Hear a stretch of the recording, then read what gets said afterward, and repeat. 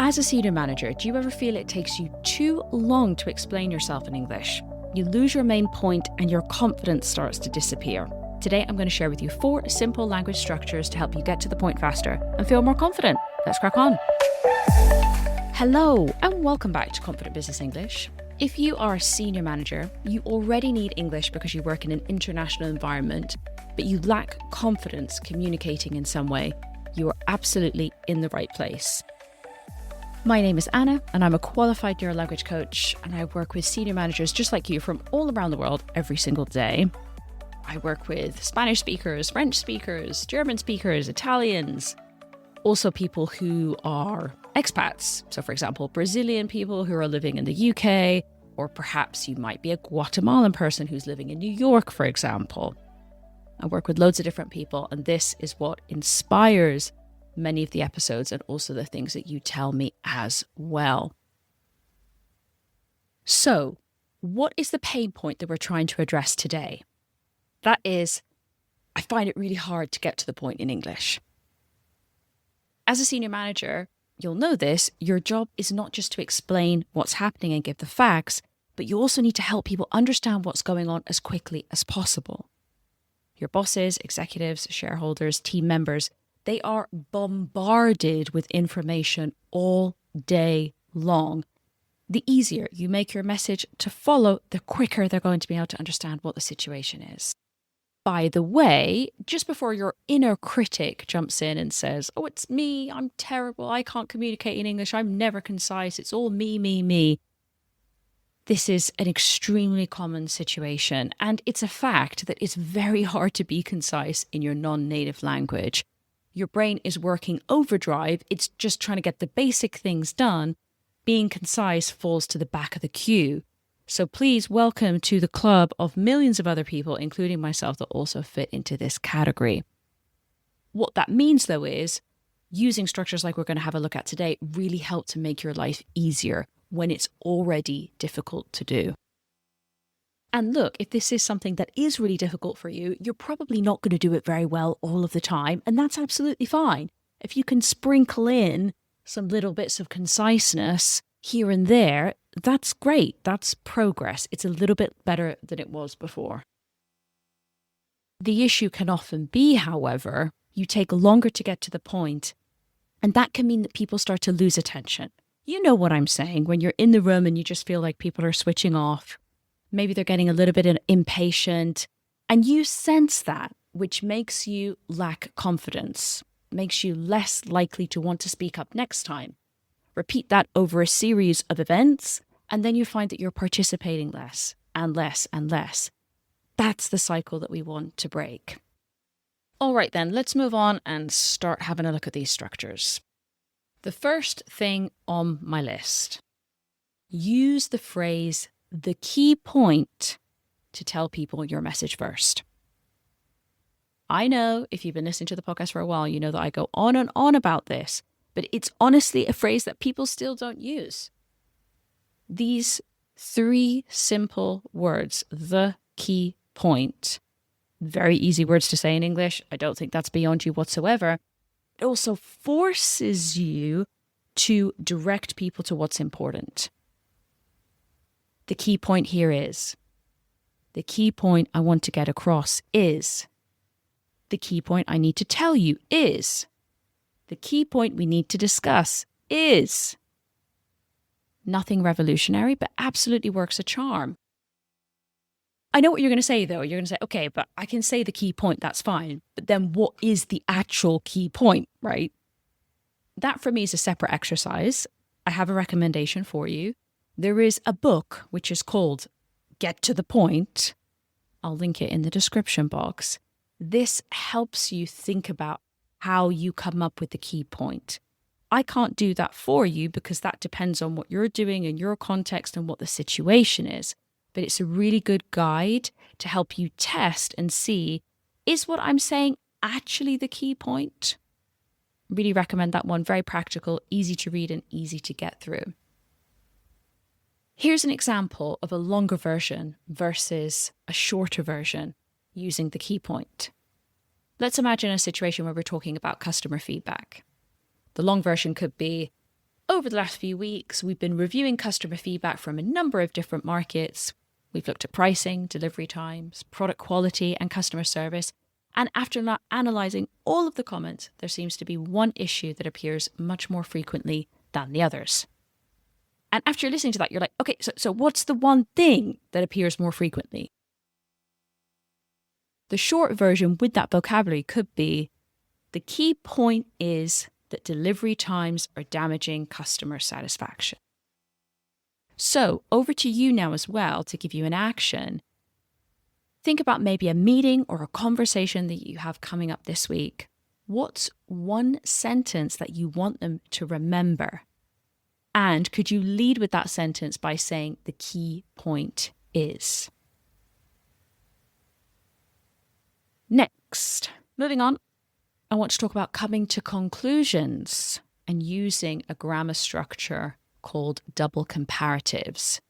These are fantastic because you're able to explain the relationship between things in one short and sweet sentence. Here are some examples. I'm sure you will have heard some of these before. We do have some set expressions with this. For example, the sooner the better. We can also use it with verbs. For example, the more we invest, the more we get back. We can also use adjectives. In my opinion, the more flexible the process is, the easier it's going to be to scale. You can also use nouns. For example, the more people we have involved, the more ideas we're going to have. You can also kind of mix and match and do some different combinations. For example, we could have a noun, but then also with an adjective. At the end of the day, the fewer people involved in the decision-making process, the faster we can move this forward. I'm not going to go into detail about the grammar structure now. If you would like that, sign up to my newsletter. The link is in the description box, and I will give you a written summary of the structures. Now let's compare two different ways of communicating the same message, one with a longer version and one using this double comparative structure. I want you to imagine that you've introduced a new health and safety training program across the business, and you're giving your conclusion to your team and executives there. The longer version could be, after introducing the new training program, we've seen accident numbers decrease throughout the year, which is fantastic. Employees are following procedures more consistently and they're making fewer mistakes on site. Overall, there definitely seems to be a relationship between increased training and improved safety. Wonderful sentences, all fine, nothing wrong with that. But if our goal here is to get to the point quickly, it's quite a long conclusion. How could we rephrase that? In short, the more we train people, the fewer accidents we have. In short, the more we train people, the fewer accidents we have.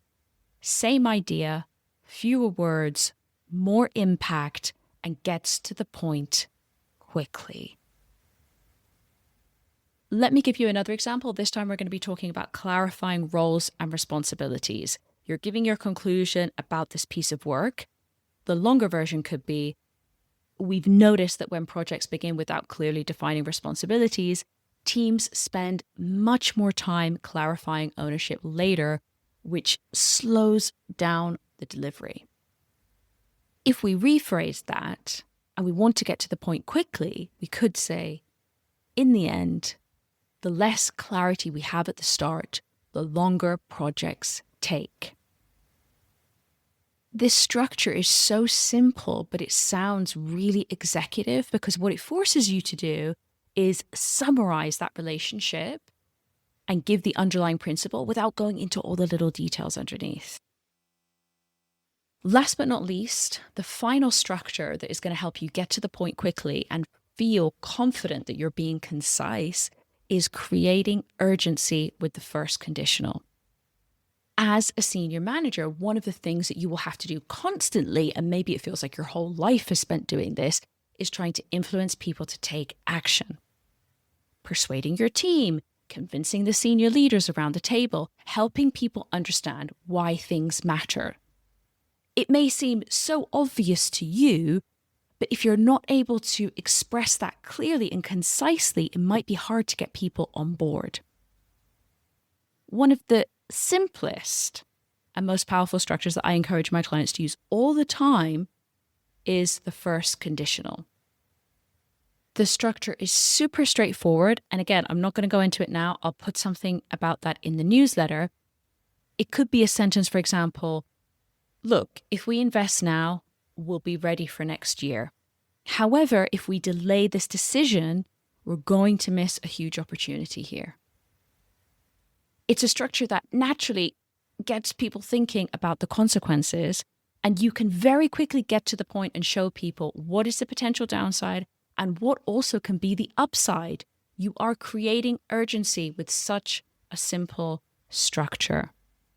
If we look at this in practice, for example, let's look at two versions, a longer version and then one with our first conditional. Let's imagine a situation where you have to invest in a new software.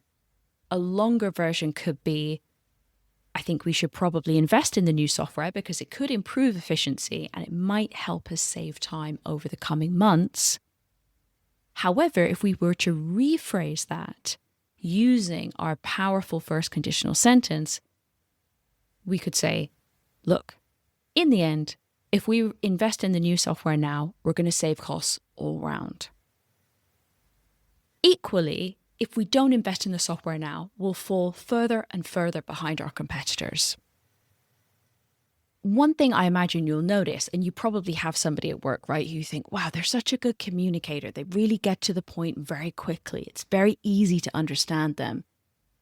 They often won't just be describing situations, but in this context, they're going to be describing consequences. And they very quickly make it obvious what is at stake. You can do that too by using a very simple, straightforward first conditional structure. And that can help you feel confident that you're getting across what's at stake really clearly. So have a think. Maybe you've got a meeting coming up or a conversation over the next week. If you're trying to persuade somebody to do something or to move things forward, how could you make your message more persuasive and get to the point quickly using a first conditional? If we do this, what will happen? If we don't do this, what will happen? Try building up a couple of sentences and see if you could use those in the meeting if you can. All right, let's wrap things up there. We've looked at 3 language structures that you can use to get to the point quickly in English. If you like that episode, do let me know because I have a plan to do a few more episodes on this topic if you found it useful. I'd really appreciate as well if you like this episode to follow, subscribe, or leave a review wherever you listen to your podcasts. It really helps it reach a lot more professionals that need a confidence boost and want to move forward with their English as well. Also, if you want to get a written summary of the tips that I've talked about in the episode, as well as the structures that I didn't mention, plus even more of my tips I don't share on the podcast, sign up to my Friday newsletter. The link to do so is in the description box. Thank you, as always, for choosing Confident Business English as part of your professional development and routine. It's been a pleasure spending time with you.